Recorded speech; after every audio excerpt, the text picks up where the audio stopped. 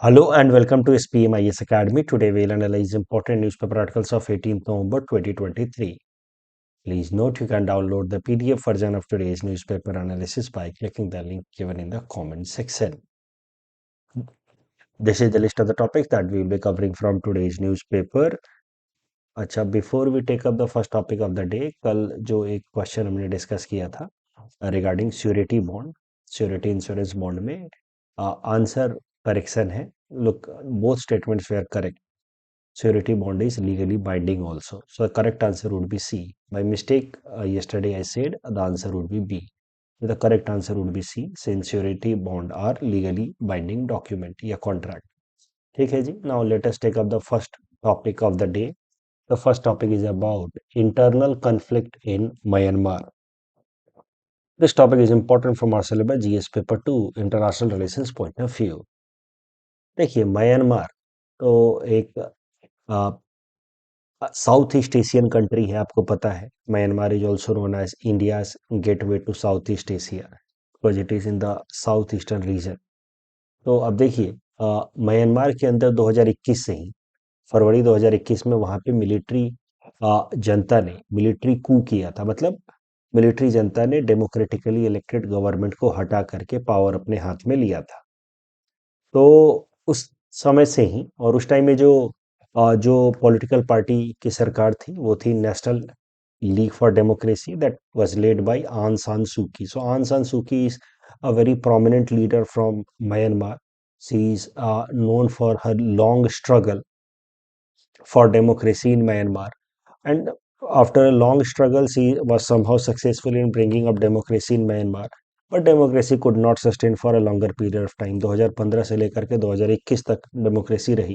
And then again the National League of Democracy की जो party थी और उसकी जो सरकार थी उसको हटा दिया गया. एंड मिलिट्री जनता, जो वहाँ की मिलिट्री फॉर्म ऑफ गवर्नमेंट को नाम दिया जाता है military junta. Military junta is a government led by committee of military leaders. उसने इस डेमोक्रेटिकल इलेक्टेड गवर्नमेंट को हटा करके पावर अपने हाथ में ले लिया. तो आप कह सकते हैं कि there was a military coup in 2021.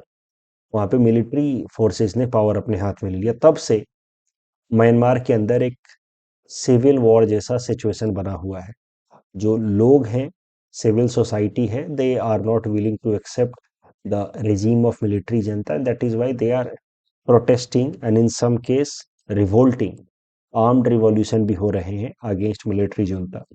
ये रिवॉल्यूशन तो काफी टाइम से चल ही रहा है, and that has led to a diplomatic dilemma for government of India, because Government of India wants to maintain good ties with Government of Myanmar. But right now the Government of Myanmar is military junta which has come to power after removing a democratically elected government. So that is a kind of dilemma, because on one side India claims itself to be the supporter of the idea of democracy, but at the same time, given our security interest or to some extent economic and connectivity interest, we need to maintain good ties with Myanmar government. For that reason, Indian government is in some sort of dilemma, and for that reason, we have kept some sort of strategic silence on this particular issue so far. Neither we have supported the military junta nor we have openly condemned it. But 2 साल से लगभग scenario बना हुआ है. फरवरी 2021 में military कू हुआ था, अब लगभग 2 साल होने को आए. तब से ये इंटरनल फाइटिंग चल रही है, and that internal fighting was always going to be a threat for internal security of India, because this situation is somehow close to or similar to what was going on in East Pakistan, which later became Bangladesh. So what was going on in East Pakistan in 1970s and 1971, जो वहाँ पे मुक्ति बाहिनी नाम की organisation थी, that was fighting against the Pakistani army for liberation. Similar kind of situation is being seen in Myanmar, where the people, civilians, are fighting against the military junta. उसका सीधा सीधा रेपरकशन जैसे ईस्ट पाकिस्तान के अंदर internal conflict का repercussion India को देखने को मिला in form of illegal influx, वैसा खतरा इंडिया के लिए बना हुआ है of illegal influx from Myanmar side into India. इससे क्या होगा कि इंडिया के अंदर सिक्योरिटी चैलेंजेस बढ़ेंगे, क्योंकि कई सारे इलीगल इमिग्रेंट्स देश के अंदर आएंगे, डेमोग्राफिक स्ट्रक्चर बदलेगा, जो बांग्लादेश बनने के दौरान हुआ था. तो ऐसे हालात यहाँ पे भी बनते हुए दिख रहे हैं। और वैसे तो 2021 से ही फाइट चल रही है, बट मौजूदा टाइम में फाइट काफ़ी ज़्यादा इंटेंसिफाई हो गई है, खासकर in these regions of Myanmar. और यही कारण है कि म्यांमार का जो चीन स्टेट है in this region, fighting has become very intense and many illegal immigrants have actually started to move from Myanmar side to Indian side in order to save their life. तो जो अभी तक हमारा apprehension था that east Pakistan से होने वाले जो इलीगल इमिग्रेंट्स थे, वैसा सिनेरियो बन सकता है म्यांमार से भी, वो अप्रीहेंशन धीरे धीरे सही साबित होने लगा है। So for that reason the Indian government has expressed its concern. And अभी तक जो हमारी सरकार स्ट्रेटेजिक साइलेंस लेकर के चल रही थी इस मुद्दे पे, अब now the government will have to take some concrete stand if this trend continue. जिस तरीके से हमारी सरकार को 1971 में एक क्लियर कट स्टैंड लेना पड़ा था when the illegal influx became way too high.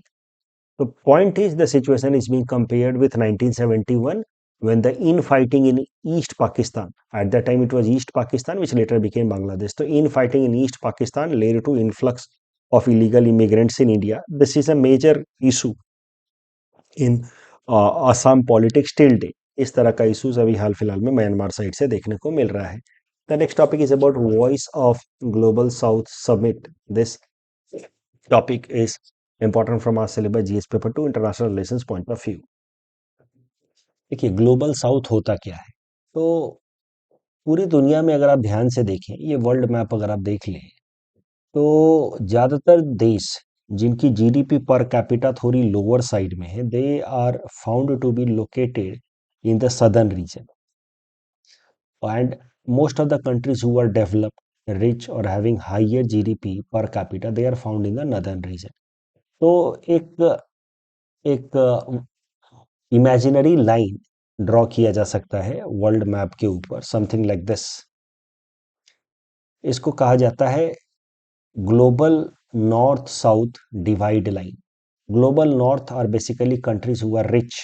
और ध्यान देने वाली बात यह कि लाइन कुछ ऐसा है, आगे जाकर के मुड़ जाता है। Australia which is actually in geographical south is considered to be part of global north because it is economically rich।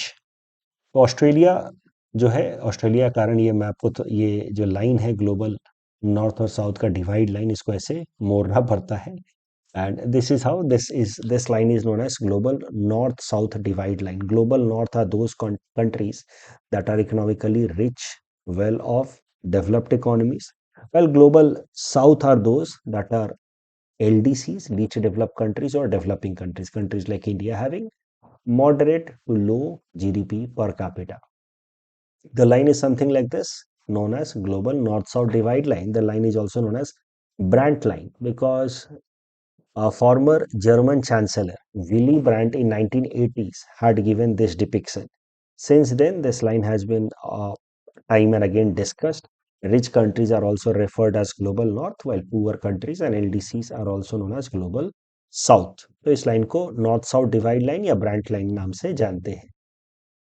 तो मुद्दा यह है कि ग्लोबल नॉर्थ मतलब रिच कंट्रीज, ग्लोबल साउथ मतलब डेवलपिंग या पुअर कंट्रीज। तो कभी कभार पुअर या डेवलपिंग कंट्रीज के बीच में कोऑपरेशन को एक नाम से बुलाया जाता है जिसको हम लोग कहते हैं साउथ साउथ कोऑपरेशन। उसी कॉन्टेक्स्ट में इंडिया ने एक नया इनिशिएटिव शुरू किया जिसका नाम है voice of global south summit. ये इनिशिएटिव भारत सरकार ने शुरू किया था 2023 के जनवरी में। 12 और 13 जनवरी को भारत सरकार ने एक समिट बुलाई थी, voice of global south summit, जिसमें दुनिया भर के ज़्यादातर जो ग्लोबल साउथ के यानी कि डेवलपिंग एलडीसी कंट्रीज हैं, इनकी एक मीटिंग बुलाई थी और एक नया समिट का शुरुआत हो गया इसी के साथ ही, द समिट जिसका नाम है voice of global south summit. इसका मेन पर्पस इस्टेब्लिश किया गया that on this platform the global south countries will share their perspective and priorities, and they will try to find out solutions for common challenges that they are facing। What common challenges we are facing in general? Internal conflict, resource scarcity, high population, low GDP per capita, these kind of employment opportunities are less, poor या outdated technologies। So these are some common challenges that we all are facing, right? तो इन सबको discuss करना, इन perspectives पे चर्चा करने के लिए ये बनाया गया voice of global south summit, और इसकी इनिशिएटिव भारत सरकार ने ही की हमारे प्रधानमंत्री नरेंद्र मोदी जी ने इसकी स्टार्टिंग की और जनवरी 2023 में voice of global south summit बुलाया गया। इस पे एपीएससी ने प्रीलिम्स में प्रश्न भी पूछा था। ये जो 26 मार्च को प्रीलिम्स हुआ था उसमें इस voice of global south summit से क्वेश्चन था। तो आखिर ये आइडिया आया क्यों, भारत सरकार ने ऐसी इनिशिएटिव ली क्यों, वो भी जरा देखते हैं। व्हाई और हाउ दिस समिट स्टार्टेड।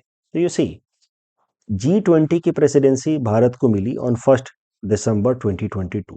तो G20 के अलग अलग एजेंडा को ध्यान में रखते हुए कि क्या क्या एजेंडा होगा भारत का G20 समिट को कंडक्ट कराने में, पूरे एक साल की प्रेसिडेंसी थी।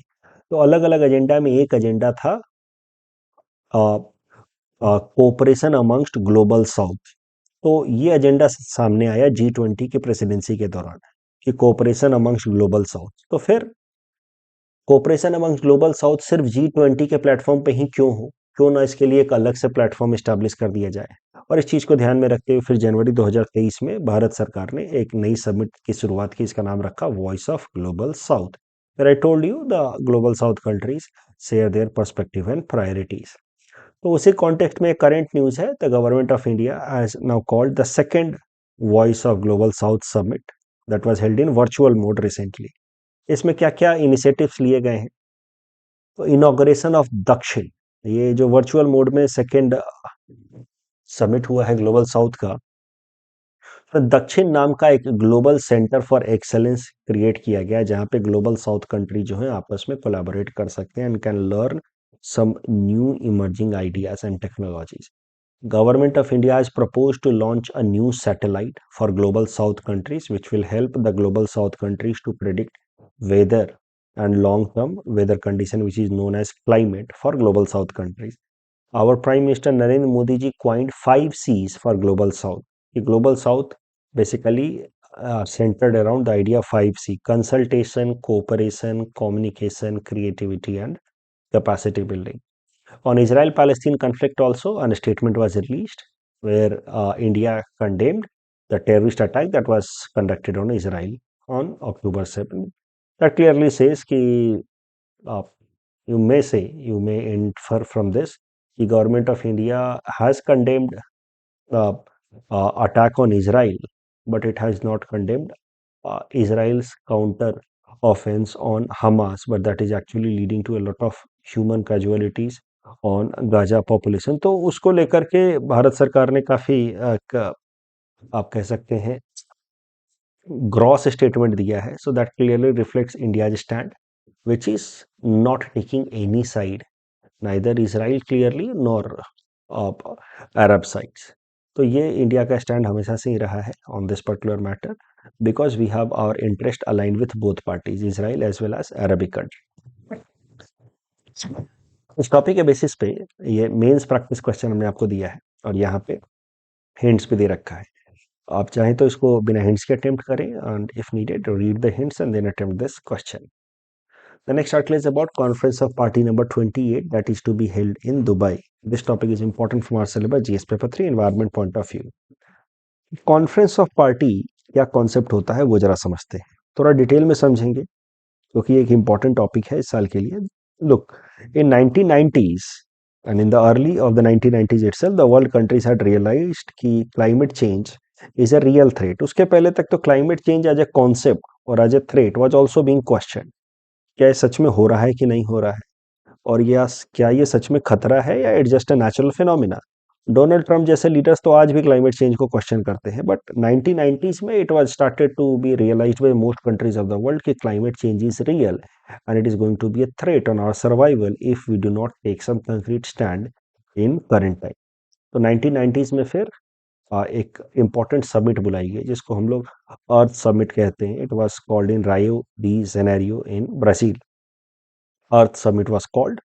और वहाँ पे क्लाइमेट चेंज से निपटने के लिए 1992 में एक इम्पॉर्टेंट इंटरनेशनल कन्वेंशन साइन किया गया जिसका नाम रखा गया United nation framework convention on climate Change, UNFCCC। Most important convention to combat with climate change. तो यूएनएफसीसीसी में एक तो मोटा मोटा अग्रीमेंट साइन हुआ वर्ल्ड कंट्रीज द्वारा जहाँ पे ओवरऑल सबने कमिटमेंट एक्सप्रेस किया कि we will do something in order to combat climate change, in order to mitigate and adapt against climate change.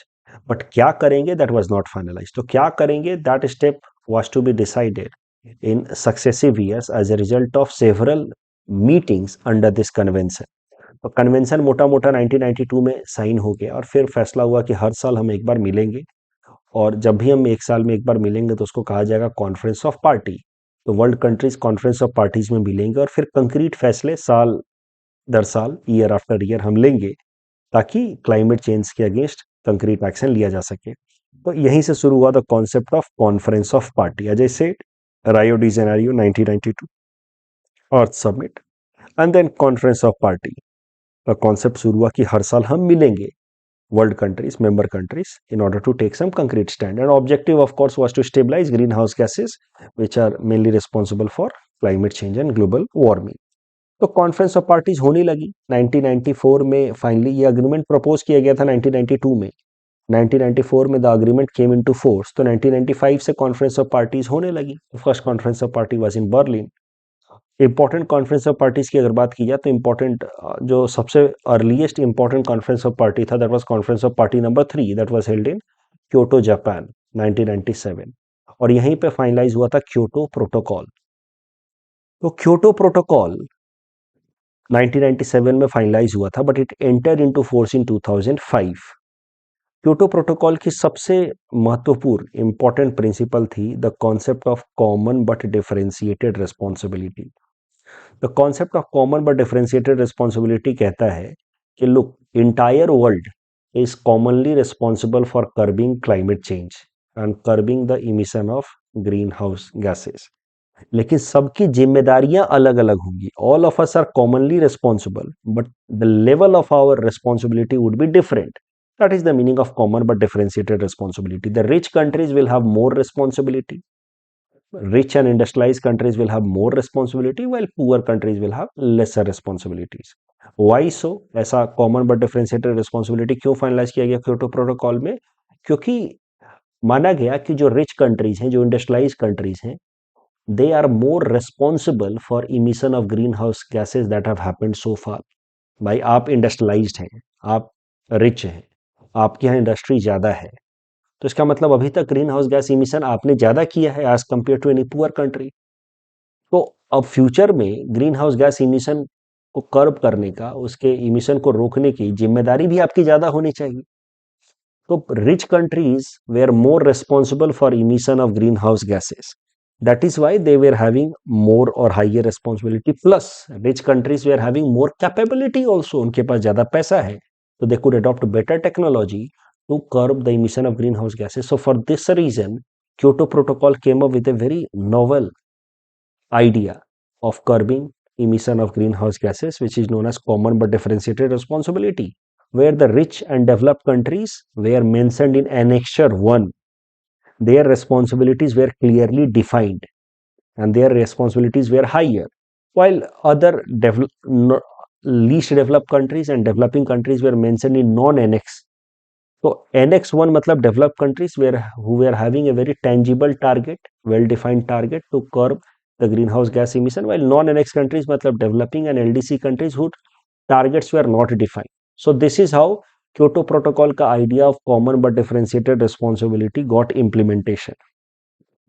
Naturally, over a period of time, this protocol got criticized because of its idea of common but differentiated responsibility. Countries like US, Canada, they started to condemn countries like India and China कि भाई तुम लोग इतना ज़्यादा emission करते हो। India China emission ज़्यादा करते हैं, बट उसके पीछे बड़ा रीजन ये भी तो है कि हमारी पॉपुलेशन ज़्यादा है। तुम लोग इतना ज़्यादा इमिशन करते हो, yet you are developing country, and that is why you do not have much of the responsibility of curbing greenhouse gases because you are mentioned in non-annex as per this Kyoto protocol. So ये सब criticism करने लगे US और Canada. They started to criticize the concept of common but differentiated responsibility कि हम नहीं मानेंगे, ये जो क्योटो प्रोटोकॉल का ये कॉन्सेप्ट है ये सही नहीं है, we do not agree to this, and this is how the entire protocol started to fail. 2005 से लेकर के 2012 तक चला, और फिर 2012 से लेकर के 2020 तक इसको एक्सटेंड किया गया, but the Kyoto protocol and the concept of common but differentiated responsibility is condemned. No country was willing to implement it sincerely. Everyone started to condemn and find flaw in this model. इसीलिए फिर 2015 में एक बहुत ही monumental conference of party हुई united nation framework convention on climate change की, जिसको हम लोग कहते हैं conference of party number 21, that was held in Paris. और यहाँ पे फैसला किया गया कि we will not further extend Kyoto protocol beyond 2020। Kyoto protocol को लेकर के बहुत ज़्यादा क्रिटिसिज्म है, तो okay fine, conference of party number 21 Paris में फैसला किया गया कि हम क्योटो प्रोटोकॉल को 2020 से आगे लेकर के नहीं जाएंगे। हम लोग 2020 से एक नया एग्रीमेंट इंप्लीमेंट करेंगे जिसको नाम दिया गया Paris climate deal for climate change, curbing the greenhouse gas emission. And Paris climate deal will not be based on common but differentiated responsibility. But Paris climate deal, which will be applicable from 2020 onwards, will be based on the concept of intended nationally determined contribution, INDC. It simply means कि every country will make their own commitment, उनके ऊपर कोई imposition नहीं होगा। जैसे Kyoto protocol के common but differentiated responsibility के बाद NX1 countries we are having some targets regarding greenhouse gas emission cut which were imposed on these countries. No such targets will be imposed on countries under Paris climate deal, and their intended nationally determined contribution. Paris climate deal के अंदर every country will announce their own INDC, that what is their intention to cut down greenhouse emission. Every country will make their voluntary commitment which will be known as INDC, and their countries will try to reach it. तो ये एक democratic तरीके से implement करने की कोशिश की गई कि भाई तुम सब लोग खुद ही अनाउंस करेंगे और फिर उसको धीरे धीरे मेंटेन करने की कोशिश करेंगे। भारत सरकार ने भी अपना INDC अनाउंस किया कि we will reduce emission intensity. Emission intensity is basically emission per unit GDP by 45% by 2030 with respect to 2005 level. 50% of electric power will be from non-fossil fuel. Additional carbon sink मतलब additional forest हम लोग develop करेंगे इतना जो 2.5 से लेकर के 3 billion ton तक का CO2 इक्विवेलेंट एब्जॉर्ब कर ले। Life movement where climate friendly approach will be made lifestyle for general humans in India, that life movement will be started in India and all such. बाद में हमने India ने अपनी INDC वाली जो commitment है उसको फर्दर अपग्रेड कर दिया इनटू पंचामृत स्ट्रैटेजी। पंचामृत हम 3-4 दिनों पहले ही डिस्कस कर रहे थे, conference of party number 26 that was held in Glasgow. वहां पे भारत ने अपना INDC को अपग्रेड कर दिया इनटू Panchamrit. So this is the background of United nation framework convention on climate change so far. हर साल मीटिंग होती है और उसको कहा जाता है कॉन्फ्रेंस ऑफ पार्टीज। अभी 2023 में कॉन्फ्रेंस ऑफ पार्टी नंबर 28 होगा United nation framework convention on climate change का, which will be held in Dubai from 30 November to 12 December. तो इसमें जो भी इंपॉर्टेंट फैसले लिए जाएंगे वो आने वाले एग्जाम्स के लिए इंपॉर्टेंट होंगे, इसलिए मैं उसको जब ये कॉन्फ्रेंस ऑफ पार्टी होगी तब तो मैं कवर कराऊंगा ही। आज के इस सेशन में मैंने सिर्फ बैकग्राउंड बता दिया है। किन किन इशूज पे चर्चा हो सकती है कॉन्फ्रेंस ऑफ पार्टी नंबर 28 पे, वो भी जरा देख लेते हैं।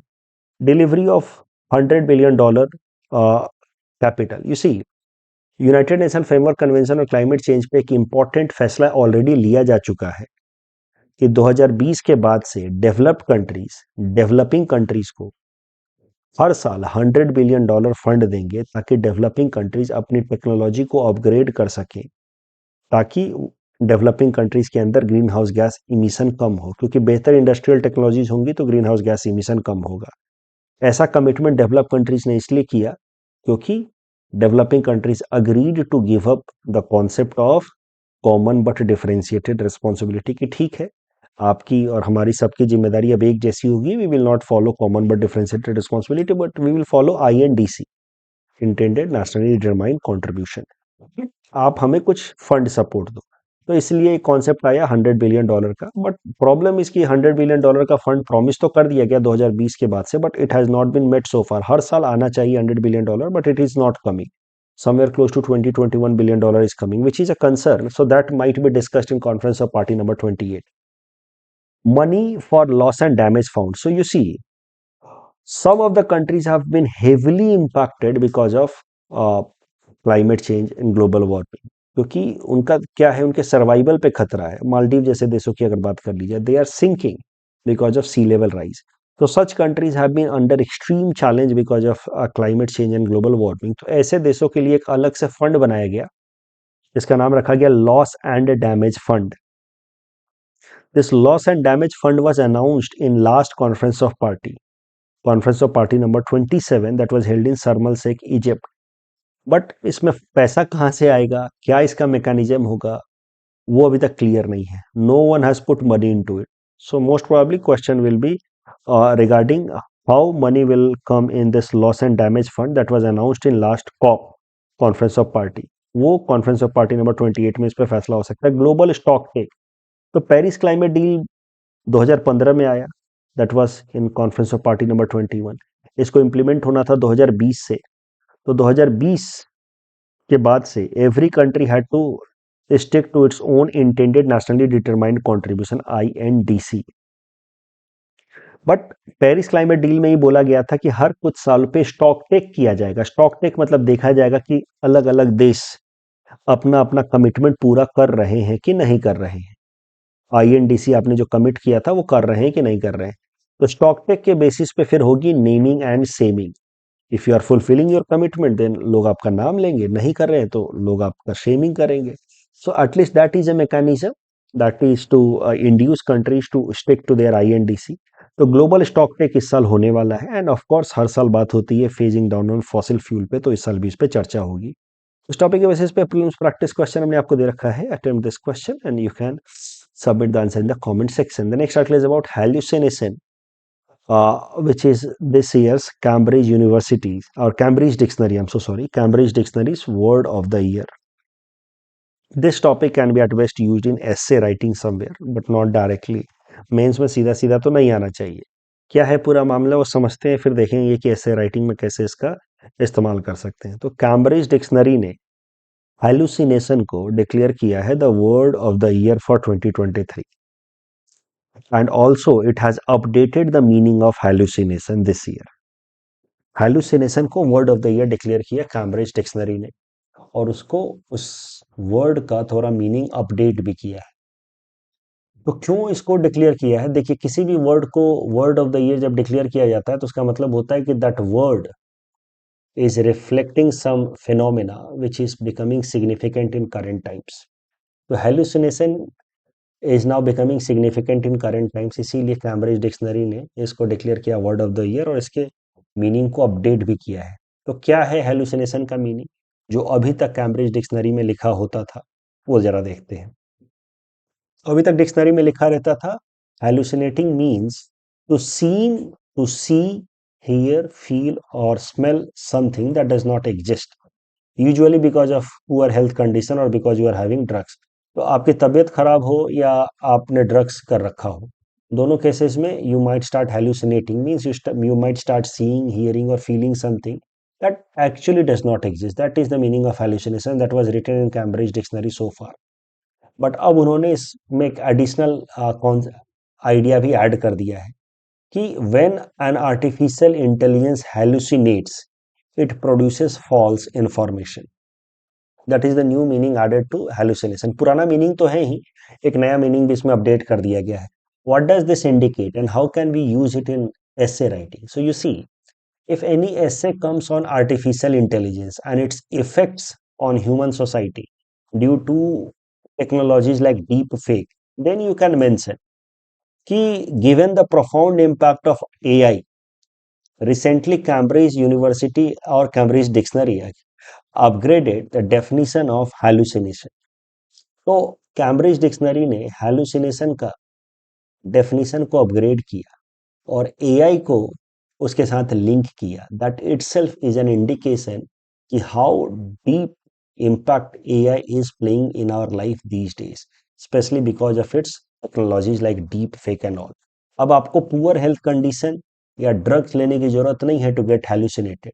You might get hallucinated means you might see, feel or hear something that actually does not exist because of these technologies like deep fake of AI। इस तरीके से इस्तेमाल कर सकते हैं। यह सैटर्न से रिलेटेड सवाल था, उसमें पहला स्टेटमेंट सही है, दूसरा गलत है, जो correct answer would be C. In 2025, the Saturn's enormous ring system comprised of bit of ice, dust, and rock spread over a huge distance will seemingly disappear. This statement is correct. Statement 1 is correct. Statement 2 is wrong. This will disappear because of climate change. This is wrong. So correct answer would be option C. That's all from our side for today. Thanks for watching.